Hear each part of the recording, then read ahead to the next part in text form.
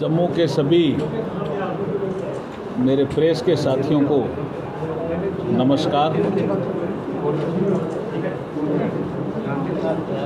मंच पे भी जो बैठे हैं आप सब परिचित हैं, हमारे प्रदेश के अध्यक्ष भी हैं, मेरे दाईं ओर हमारे लोकसभा में मेरे साथी भी हैं।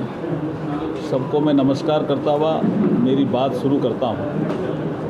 जैसे आज की प्रेस वार्ता एक विशेष उद्देश्य के लिए पूरे देश में आज और कल हम करने जा रहे हैं, उसी श्रृंखला में मैं आज जम्मू में हूँ।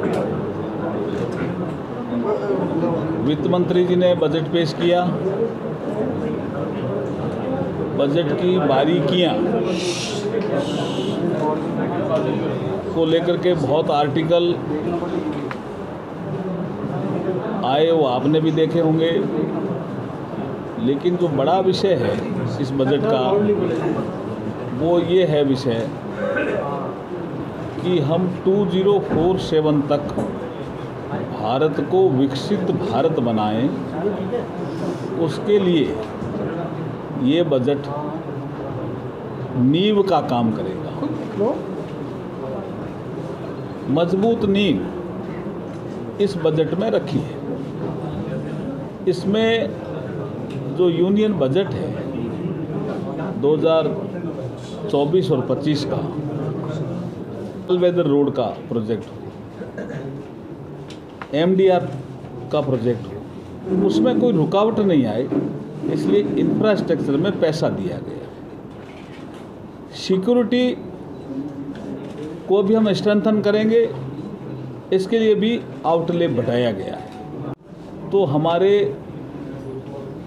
प्लानर्स ने कहा था कि इंडस्ट्री 1.0 है। जब बिजली का आविष्कार हुआ था तो हमारे नीति निर्धारण करने वालों ने कहा कि ये इंडस्ट्री 2.0 है। जब कंप्यूटर आया तो हमारे लोगों ने कहा ये इंडस्ट्री 3.0 है। लेकिन जब आर्टिफिशियल इंटेलिजेंस का ज़माना आया, 3D प्रिंटिंग का ज़माना आया, रोबोटिक्स का ज़माना आया, IoT का ज़माना आया, तो इसको कहा गया कि ये इंडस्ट्री 4.0 है। अब वो ITI तो वेल्डिंग और उसी फिटर और उसी में ही अभी जमा हुआ है, तो उसके उपकरण कौन देगा? तो इस बजट में प्रावधान किया है कि उस क्षेत्र में ITI में नए उपकरण हम उपलब्ध कराएंगे इंडस्ट्री 4.0 के अनुसार, जिससे वहाँ के युवा जाने रोबोटिक्स क्या होता है, आर्टिफिशियल इंटेलिजेंस से हम कैसे काम कर सकते हैं, हम कैसे 3D प्रिंटिंग को समझें। ये सारी चीज़ें जिसको हम इनोवेशन कहते हैं, एक हेड में अगर मैं बात करूं तो इनोवेशन कहते हैं, वो भी इस बजट का महत्वपूर्ण हिस्सा है। बनेगा 2047 में, उसमें जम्मू एंड कश्मीर भी विकसित बने, आगे बढ़े, हमारा सिरमौर बना रहे, इस दिशा में ये बजट है। मैं आपको बजट की कुछ बारीकियां समझाने के लिए यहाँ उपस्थित हुआ हूँ।